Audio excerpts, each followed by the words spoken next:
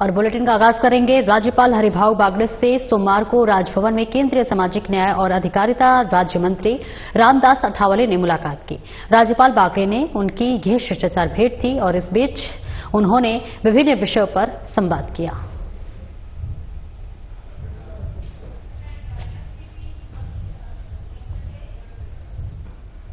और वहीं नई दिल्ली के शाहदरा में कृष्णानगर विधानसभा से बीजेपी प्रत्याशी डॉक्टर अनिल गोयल के समर्थन में आयोजित चुनावी सभा को सीएम भजनलाल शर्मा ने संबोधित किया। इस दौरान सीएम ने कहा कि जनसभा में जनता का उत्साह दिल्ली सरकार के उस अंधकारमय शासन के अंत का संकेत दे रहा है जिसने दिल्ली के विकास को ठंडे बस्ते में डाल दिया है।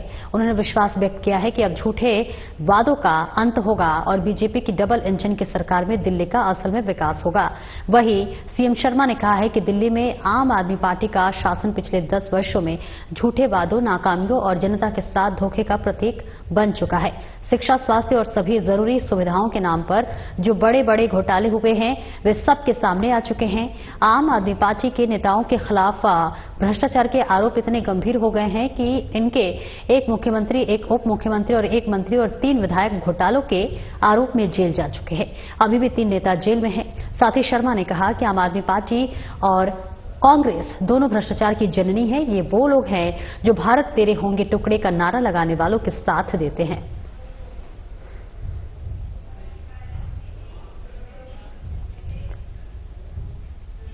और बीकानेर में काफी जद्दोजहद के बाद आखिरकार बीजेपी के देहात अध्यक्ष की घोषणा संभाग कार्यालय में कर दी गई है। दरअसल सहकारिता मंत्री गौतम कुमार डक ने श्याम पंचारिया के नाम की घोषणा की है। नाम की घोषणा के साथ ही समर्थकों ने पटाखे फोड़कर और मिठाइयां बांटकर खुशी का इजहार किया। इस नियुक्ति ने राजनीतिक गलियारों में कुछ सवाल जरूर खड़े किए हैं। अंत तक उन नामों की घोषणा नहीं की गई है।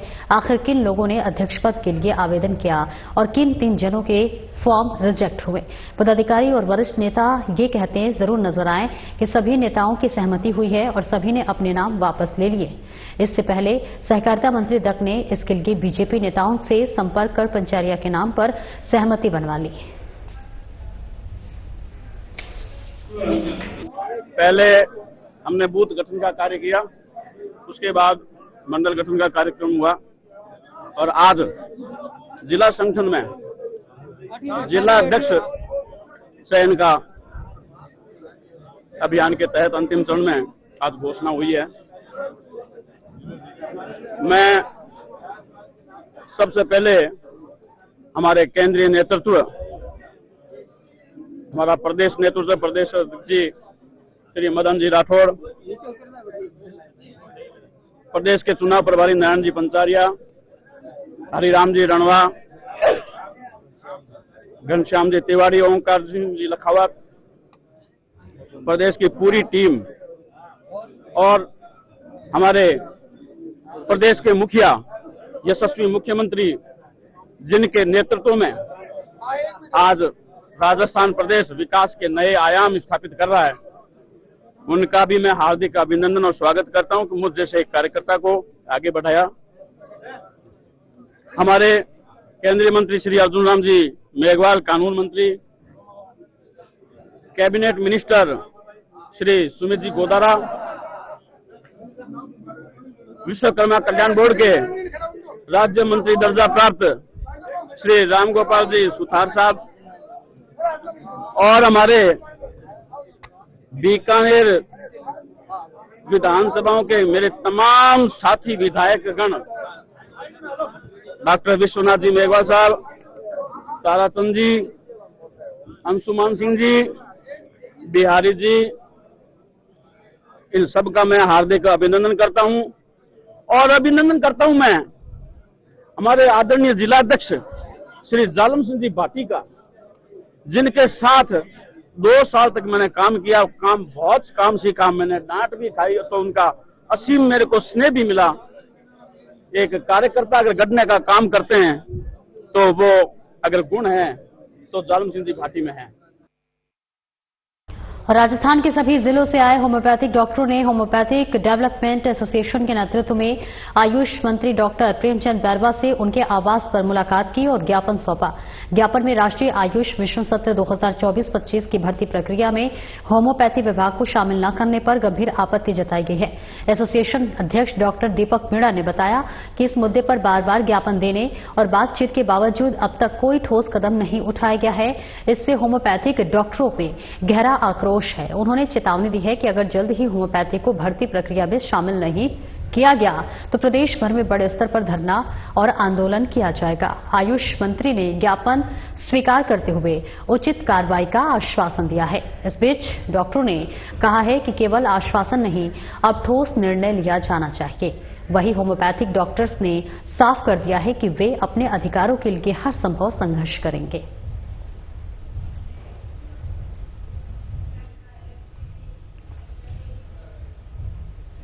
सहकारिता और नागरिक उड्डयन विभाग राज्य मंत्री Gautam duck Bikaner circuit house पहुंचे।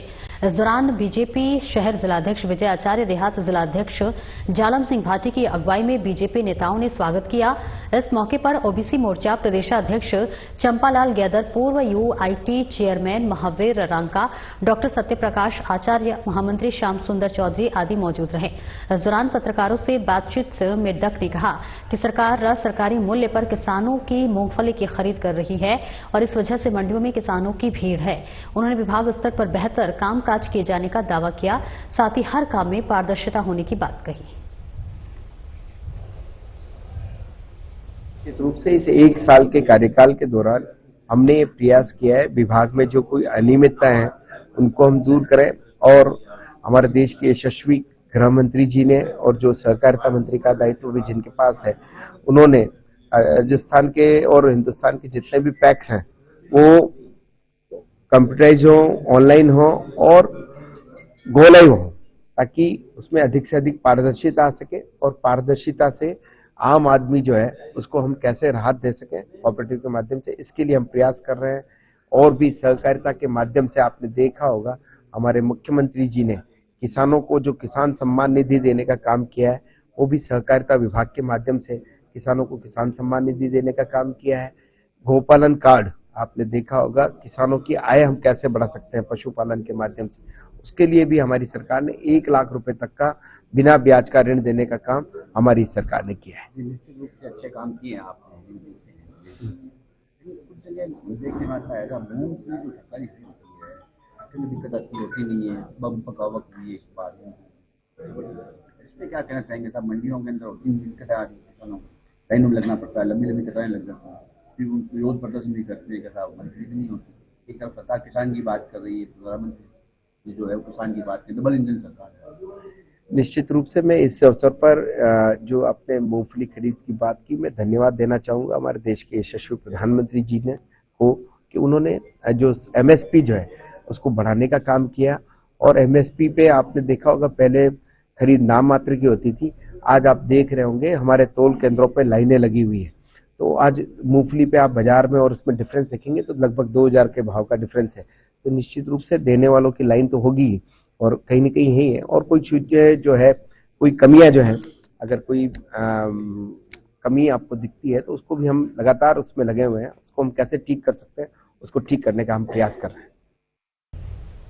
जयपुर विकास प्राधिकरण जोन 13 में चौमू कस्बा की कृषि भूमि पर जेडके के बिना अनुमति और स्वीकृति के व्यावसायिक प्रयोजनार्थ बने बेसमेंट और उसके ऊपर 2 अवैध दुकान के निर्माण के नियमानुसार पुख्ता सीलिंग की कार्रवाई की गई।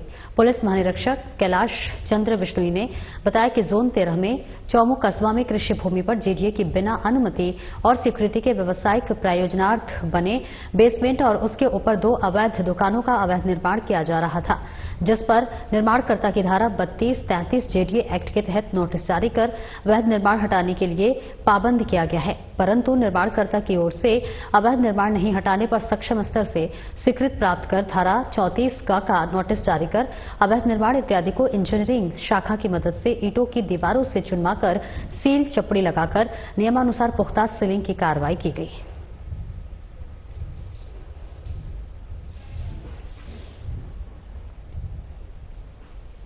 और जयपुर कलेक्ट्रेट में सोमवार को जिला यातायात प्रबंधन समिति की बैठक में जिला कलेक्टर डॉक्टर जितेंद्र कुमार सोनी ने सड़क दुर्घटनाओं पर अंकुश लगाने के लिए अधिकारियों को प्रभावी कार्य योजना बनाने के लिए निर्देश दिए। उन्होंने दुर्घटना से संबंधित स्थानों पर व्यापक इंतजाम सुनिश्चित करने के साथ साथ राष्ट्रीय और राज्य राजमार्गों पर सड़क दुर्घटनाओं में कमी लाने के लिए पुराने साइनेज को हटाकर नए साइनेज लगाने के निर्देश दिए। उन्होंने राष्ट्रीय राजमार्ग प्राधिकरण के अधिकारियों को राजमार्गों पर जारी फ्लाई ओवर का गुणवत्तापूर्ण निर्माण कार्य जल्द से जल्द पूर्ण करने के लिए निर्देशित किया। उन्होंने जयपुर जिले के शहरी ग्रामीण क्षेत्र के राष्ट्रीय और राज्य मार्गों पर भारत सरकार के नए नोटिफिकेशन के अनुसार स्पीड लिमिट के साइनेज बोर्ड लगाने, राजमार्गों के प्रोटोकॉल के अनुसार चिन्हित ब्लैक स्पॉट्स के निवारण करने और जिले में यातायात नियमों की पालना सुनिश्चित करने और राजमार्गों पर अनधिकृत पार्किंग सहित रिफ्लेक्टिव टेप इत्यादि के उल्लंघनों के विरुद्ध प्रभावी कार्रवाई करने के निर्देश दिए।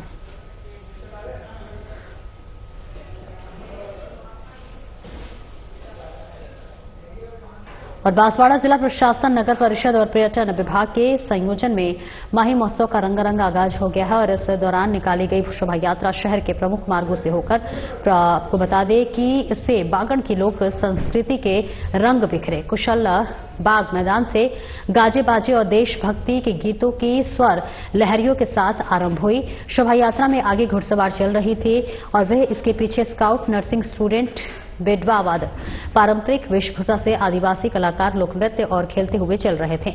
इससे पहले पूर्व जल संसाधन मंत्री महेंद्रजीत ने मालविया, अतिरिक्त जिला कलेक्टर अभिषेक गोयल, पूर्व राज्य मंत्री धन सिंह रावत, बीजेपी जिलाध्यक्ष लाभचंद पटेल, निवर्तमान सभापति जैलेंद्र त्रिवेदी आदि ने हरी झंडी दिखाकर शोभा यात्रा को रवाना किया। महोत्सव का 4 दिवसीय माही महोत्सव का शोभा यात्रा के माध्यम से शुरुआत हो गई है। आज इसके बाद शाम को दीपदान रखा गया है खामती में और कल और 28, 29, 30 3 दिवसीय बहुत अच्छे और बहुत सुंदर कार्यक्रम रखे गए हैं। मैं बांसवाड़ा की शहरवासियों से ये अपील करूँगा कि अधिक से अधिक संख्या में पधारें और कार्यक्रमों का आनंद लें। 28 तारीख का भी प्रोग्राम बहुत अच्छा है। कल लेजर शो के द्वारा रामायण का पूरा भाषण किया जाएगा और उसके पश्चात एक ब्रजवासी भैंस की संध्या का आयोजन किया जाएगा। 30 तारीख को भी एक ड्रोन शो का आयोजन किया जाएगा जिसमें बांसवाड़ा की थीम और देशभक्ति की थीम और धार्मिक थीम के ऊपर ड्रोन शो का आयोजन किया जाएगा। तो सभी से अपील करते हैं जिला प्रशासन की तरफ से इस 76वें गणतंत्र दिवस के अवसर पर बीजेपी प्रदेश कार्यालय में देशभक्ति गीतों का और कवि सम्मेलन का आयोजन किया गया। इस अवसर पर बीजेपी प्रदेश अध्यक्ष मदन राठौर, सिविल लाइंस विधायक गोपाल शर्मा, मालवीय नगर विधायक कालीचरण सर्राफ सहित पार्टी के पदाधिकारी और कार्यकर्ता उपस्थित रहे। इस दौरान बीजेपी प्रदेश अध्यक्ष मदन राठौर ने कहा कि जब कवि राष्ट्रभक्ति से ओतप्रोत कविताएं सुनाते हैं तो राष्ट्रीय चरित्र युक्त व्यक्तिगत निर्माण कर देते हैं। इसलिए हमें हमारे स्थानीय कलाकारों को अधिक से अधिक कार्यक्रमों के अवसर प्रदान करना चाहिए। बीजेपी सांस्कृतिक प्रकोष्ठ के संयोजक मनीष पारिक के नेतृत्व में हर 26 जनवरी और 15 अगस्त को इस तरह का कार्यक्रम आयोजित किया जाएगा जिसमें स्थानीय कलाकारों को अवसर दिया जाना चाहिए और इसके साथ ही प्रदेश के प्रत्येक जिलों में भी इस तरह के कार्यक्रम का आयोजन कर स्थानीय कलाकारों को मंच प्रदान करना चाहिए।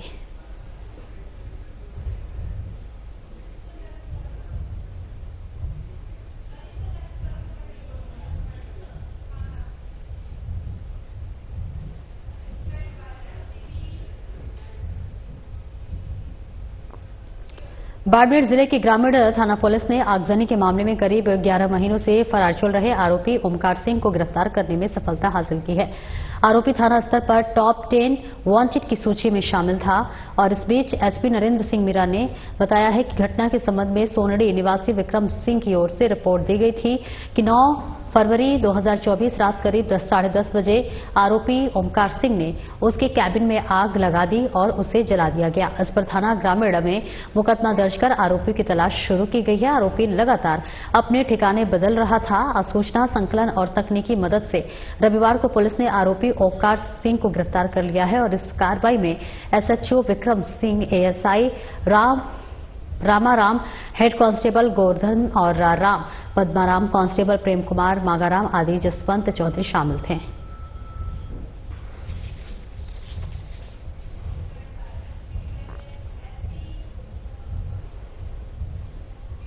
भरतपुर जिले के मथुरा गेट पुलिस ने अवैध हथियारों की खरीद फरोख्त के मामले में प्रभावी कार्रवाई कर 4 और आरोपियों को गिरफ्तार कर लिया है। एक नाबालिग की निरोध किया है और जिनके पास से पुलिस ने 5 देसी कट्टे और 5 जिंदा कारतूस जब्त किया है। उक्त मामले में अब तक कुल 8 आरोपियों को गिरफ्तार कर 2.8 कट्टा और 45 कारतूस बरामद किए गए हैं। एसपी मृदुल कच्छावा ने बताया कि अवैध हथियारों के खिलाफ उनके निर्देशन में चलाए जा रहे अभियान के तहत पुलिस ने ये सफलता हासिल की है। फिलहाल आरोपियों से अवैध हथियारों के संबंध में गहनतापूर्वक पूछताछ जारी है। आपको बता दें कि इस मामले में अब तक कुल 8 आरोपियों को गिरफ्तार कर 2.8 कट्टा और 45 कारतूस बरामद किए जा चुके हैं और इस कार्रवाई में एसएचओ मदन लाल सहित ASI Radhakishan, head constable Anil Kumar, constable Santosh शामिल थे।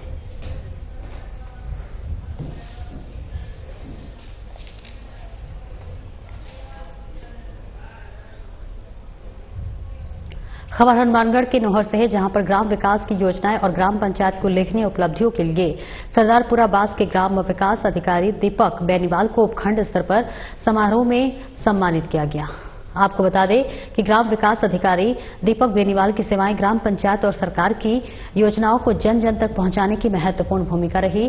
ग्राम विकास की योजनाओं भी उनका योगदान उत्कृष्ट रहा। उल्लेखनीय उपलब्धियों के लिए उपखंड स्तर पर सम्मानित होने पर उनके शुभचिंतकों और मित्रों ने उन्हें बधाई प्रेषित की है।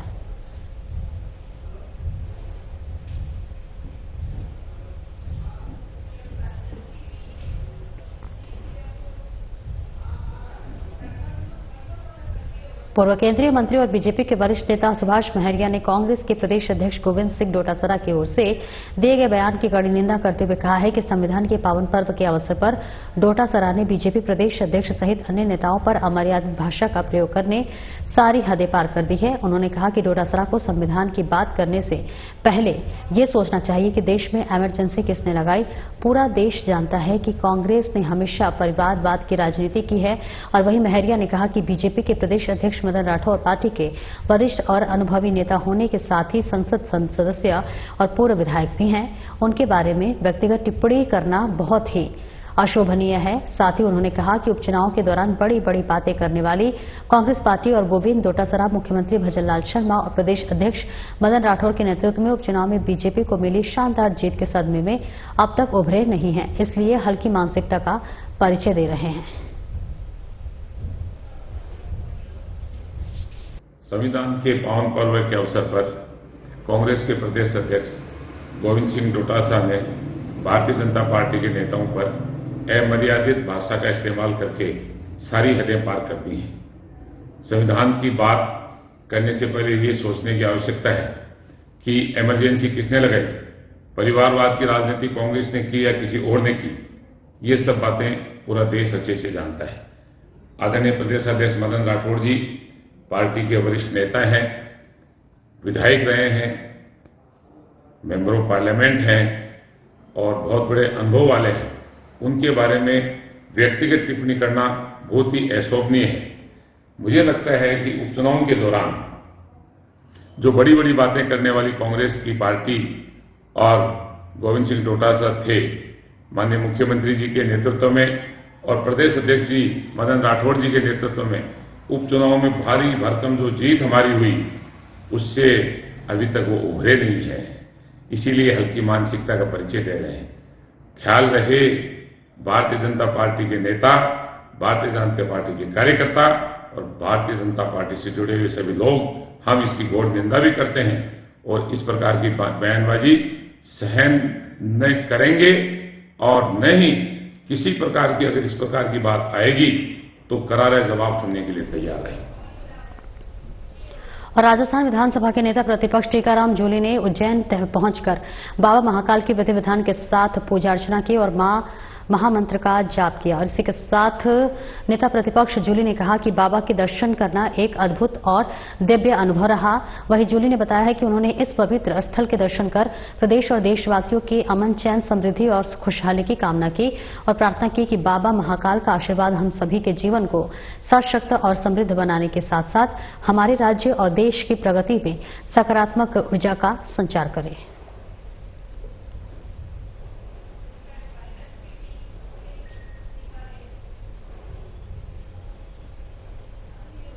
और वहीं ट्रांसजेंडर समुदाय के अधिकारों के लिए बीकानेर रेंज की तरफ से रेंज आईजी ओम प्रकाश की अध्यक्षता में सोमवार को सदर थाना सभागार में एक दिवसीय कार्यशाला का आयोजन किया गया। इसमें एसपी कावेंद्र सागर, आईपीएस रमेश, अतिरिक्त पुलिस अधीक्षक पवन भदौरिया सहित कई लोग शामिल हुए। कार्यशाला में ट्रांसजेंडर समुदाय से करीब 60 लोग शामिल हुए और इस मौके पर रेंज आईजी ने कहा कि पब्लिक मुख्यालय की तरफ से संचालित ऑपरेशन के तहत ही कार्यशाला का आयोजन किया गया है। इसका उद्देश्य ट्रांसजेंडर समुदाय को प्रदत्त अधिकारों के संरक्षण, आमजन और पुलिस का इस समुदाय के प्रति संवेदनशील व्यवहार और सरकार द्वारा संचालित की जा रही योजनाओं की जानकारी देना है। पुलिस मुख्यालय के निर्देश के अनुसार ट्रांसजेंडर पे राज्य में पहली बार कार्यशाला का आयोजन किया गया है, जिसमें ट्रांसजेंडर्स की समस्याओं पे विशद चर्चा होगी और संवाद होगा। इनके अधिकारों के संबंध में इनको बताया जाएगा। जैसा कि आपको पता है 2011 के सेंसस के अनुसार हमारे स्टेट में लगभग 16,500 ट्रांसजेंडर्स हैं और हमारे क्षेत्र में विशेषकर गंगानगर, हनुमानगढ़ और बीकानेर में इनकी संख्या ज्यादा है। इनकी गाहे बगाहे इनकी कोई समस्याएं भी आती रहती हैं, तो ये फोरम है जिसमें कि हम समस्याओं पे चर्चा करेंगे और जो भी उनका विधि सम्मत निदान कर सकते हैं उस संबंध में हम एक एसओपी बनाएंगे जो पुलिस मुख्यालय को प्रेषित किया जाएगा और उस पर कार्रवाई की जाएगी। ये रेंज से जो हमारे पुलिस कर्मी हैं जो आईओज के रूप में काम करते हैं या इनसे डील करते हैं उनको बुलाया गया है। उसके साथ ही जो एनजीओज हैं उनके सदस्यों को बुलाया गया है और जो ट्रांसजेंडर्स लोग हैं उनको भी बुलाया गया है, जिनसे कि हम वार्ता करें और उनकी समस्याओं पर विशद चर्चा कर पाए। और बांसवाड़ा के त्रिवेदी मेवाड़ा ब्राह्मण समाज की ओर से वार्षिक अधिवेशन और स्नेह सम्मेलन का आयोजन शहर के साईं बाबा मंदिर परिसर में किया गया, जिसमें समाज के अध्यक्ष शरद त्रिवेदी ने बताया कि आमसभा का आयोजन साल में एक बार किया जाता है, जिसमें मनोरंजन प्रतियोगिताएं, गीत भजन के साथ आमसभा का आयोजन किया गया, जिसमें समाज के हित में विभिन्न मुद्दों पर चर्चा और निर्णय लिए गए हैं। आयोजन के अंत में भामाशाह और खिलाड़ियों को पुरस्कार वितरित किए गए, जिसके बाद स्नेह भोज के साथ आयोजन का समापन किया गया। पूरे कार्यक्रम में बच्चे, महिलाएं और पुरुषों ने बढ़ चढ़कर भाग लिया और कार्यक्रम को सफल बनाया। हमारे साईं मंदिर हॉल में श्री त्रिवेदी मेवाड़ा ब्राह्मण समाज नगर इकाई बांसवाड़ा का सामूहिक स्नेह सम्मेलन, स्नेह भोज और आम सभा का आयोजन किया गया था, जो प्रत्येक वर्ष में आयोजित किया जाता है। उस संदर्भ में आज यहाँ पे आयोजित किया गया था। इसमें सभी समाज के, नगर की महिला, पुरुष, बच्चे, बुजुर्ग सबने बढ़ चढ़ के हिस्सा लिया और भामाशाहों ने अपना सहयोग देके इस कार्यक्रम को सफल बनाया। इस कार्यक्रम में हमने बच्चों के जो खेलकूद प्रतियोगिताएं और आयोजित की थी उनको भी पुरस्कार का वितरण किया है।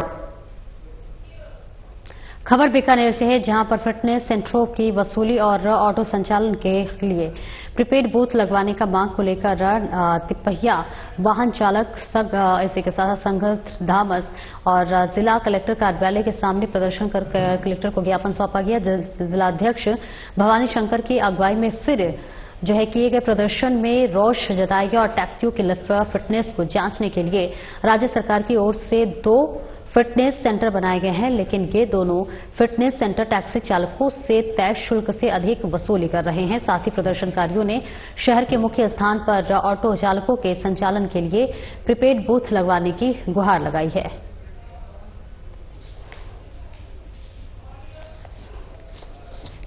बीकानेर के अंदर फिटनेस सेंटरों की चौथ वसूली के विरुद्ध जिलाधीश कार्यालय के सामने प्रदर्शन कर रहे हैं। जिला कलेक्टर को ज्ञापन देंगे। हमारी 2 प्रमुख मांगे हैं। एक तो ऑटो चालकों के लिए फिटनेस प्रमाण पत्र परिवहन विभाग में ही जारी करें, क्योंकि फिटनेस सेंटरों के पास उनको जांच करने के लिए कोई उपकरण नहीं है और वहां फिटनेस सेंटरों को राशि से, सर्वाधिक राशि से भी अधिकत चौथ वसूली। फिलहाल इस बुलेटिन में इतना ही। नमस्कार।